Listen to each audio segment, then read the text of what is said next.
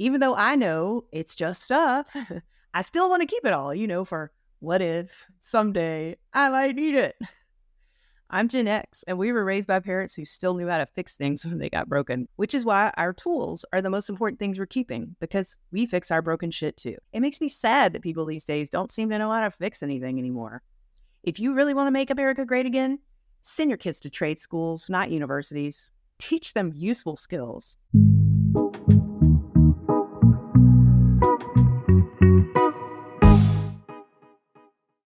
I'm Jessica, and I used to live on Easy Street. I had nice things, and I ate and drank whatever I wanted. But the truth was, I lived paycheck to paycheck at a job I hated.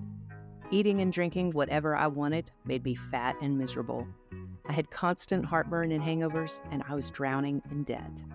Today, I'm fit and happy, and I want the same thing for you. Join me each week, and let's commit to doing something hard together. Because it turns out that Easy Street is a dead end.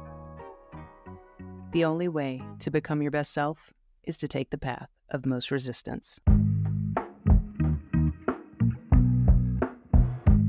And what a week on the path it's been this week. I'm recording this episode from my floor because there's no furniture in my house. It's either gone to a new home or gone to the dump. None of it went into our storage pod.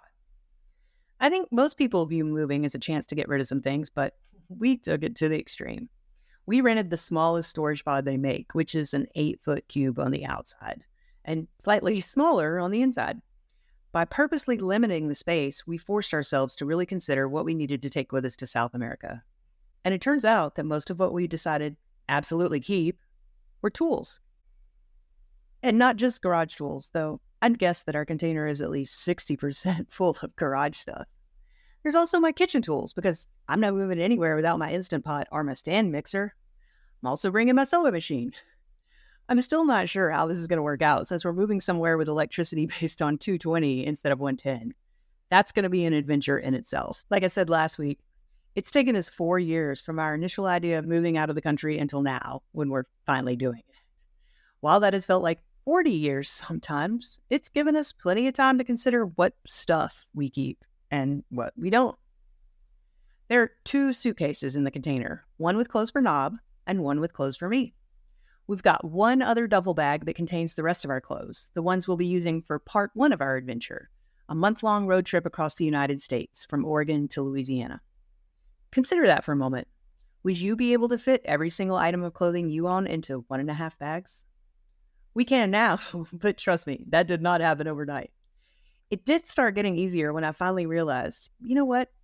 Just because someone offers you a free t-shirt doesn't mean you have to take it.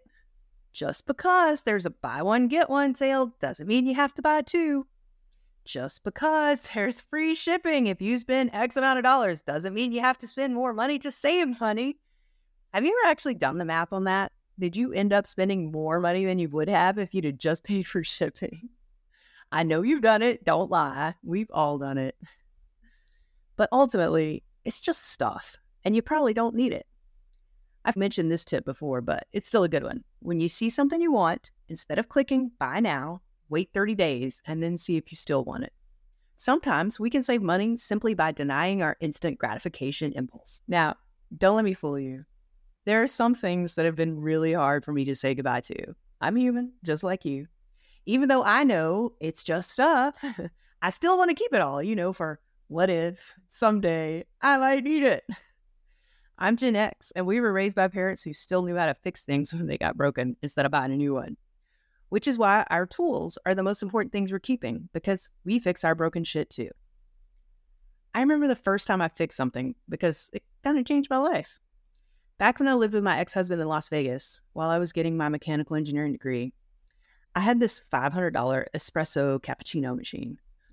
You probably already guessed that's something I would never spend money on, but somebody gave it to me. But one day, it broke. So I was sad, but it was free, so whatever. I put it next to the trash can to throw it out. My ex was like, hey, you're supposed to be mechanical. Why don't you just fix that instead of just throwing it away?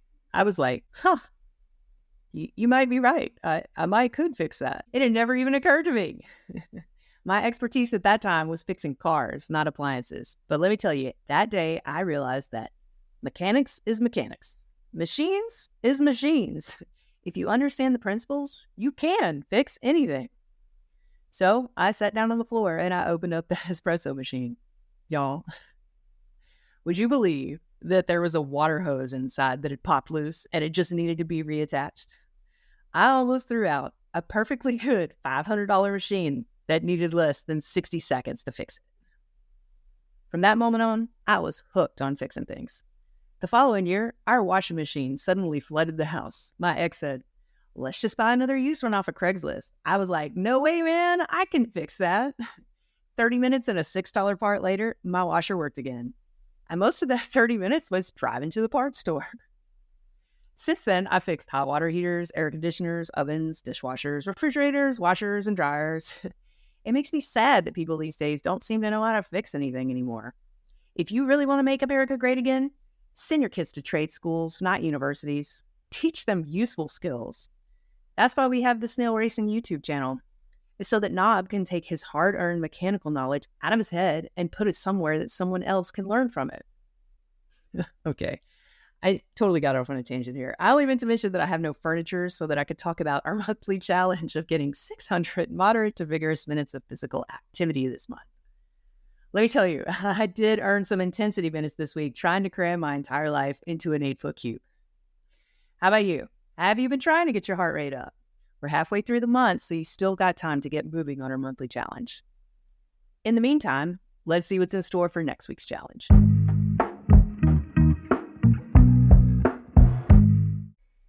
It's been a minute since we last talked about money, but today is the day, and today we're going to talk about budgeting. It's not glamorous or exciting, but it is apparently difficult because a lot of people struggle with it. Are you one of those people? Do you live paycheck to paycheck? Do you ever overdraft your bank account?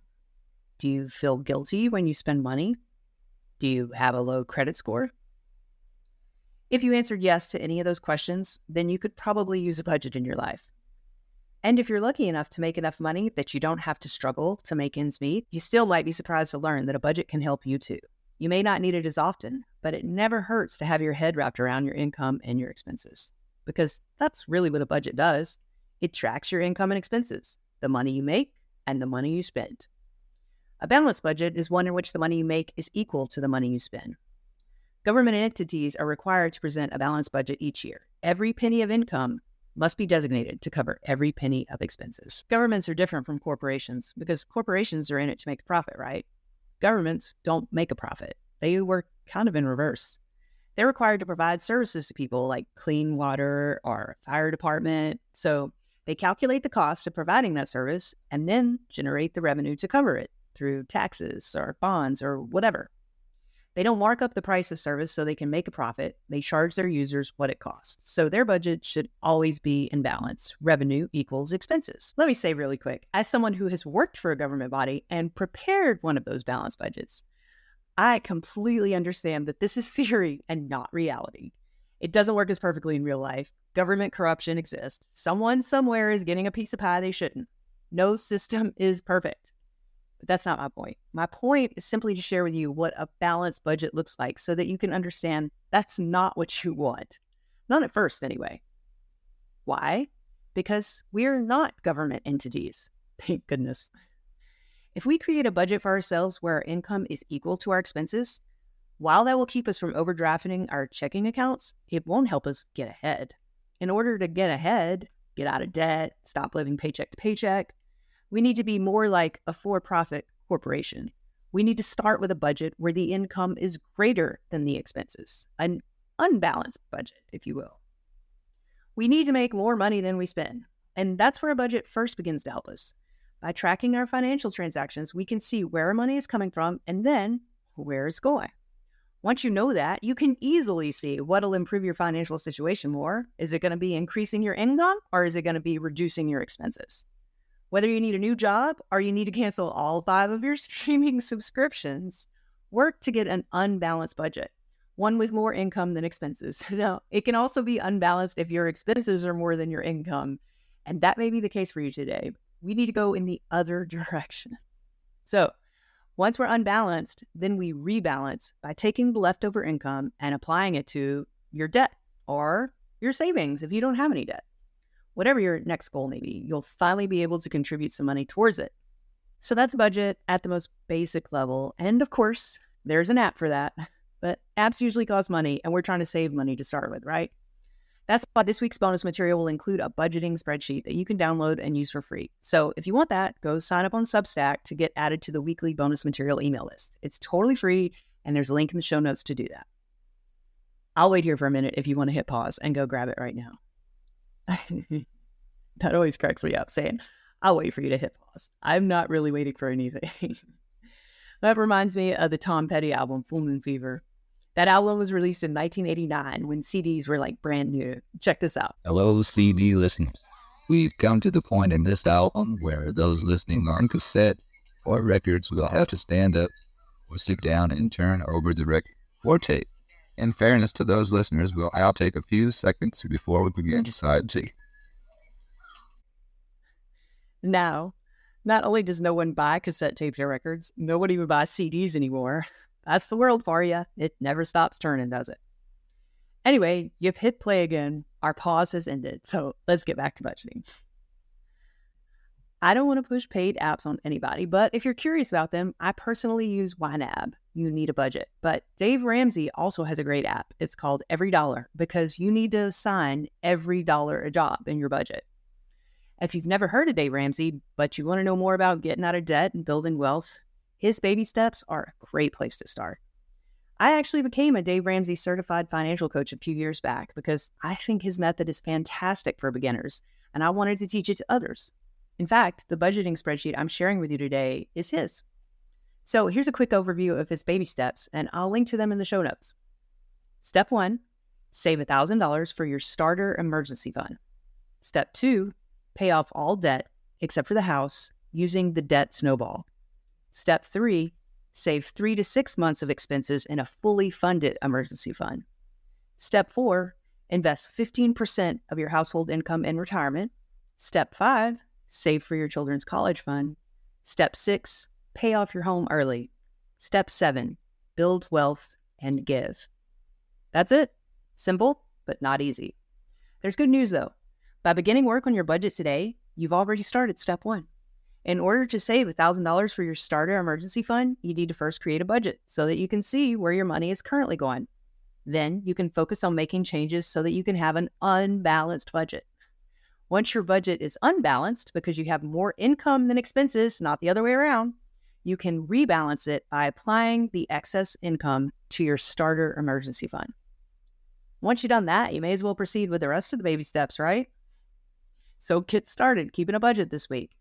Either grab the spreadsheet from the bonus material, download an app, or scribble it in your notebook. How you do it doesn't matter. It's the doing it part that matters. If you've downloaded the spreadsheet, you'll also receive an email with a survey link later, because I'd love to hear how much money you saved when you started analyzing your spending.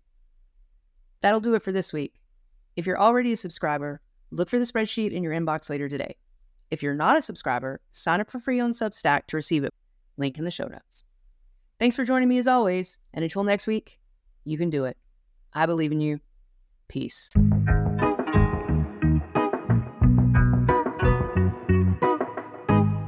The challenges and score sheets are always free, but if you want to get more out of it, you can join the Path of Most Resistance as a paid subscriber on Substack. This option will get you access to the community chat, along with a link to the weekly challenge check-in calls. Want to push yourself even harder? I also do one-on-one coaching. Click the link in the show notes to book your free discovery call with me. Thanks for listening, and if you're enjoying the show, please share it with anyone else you think is up for a challenge.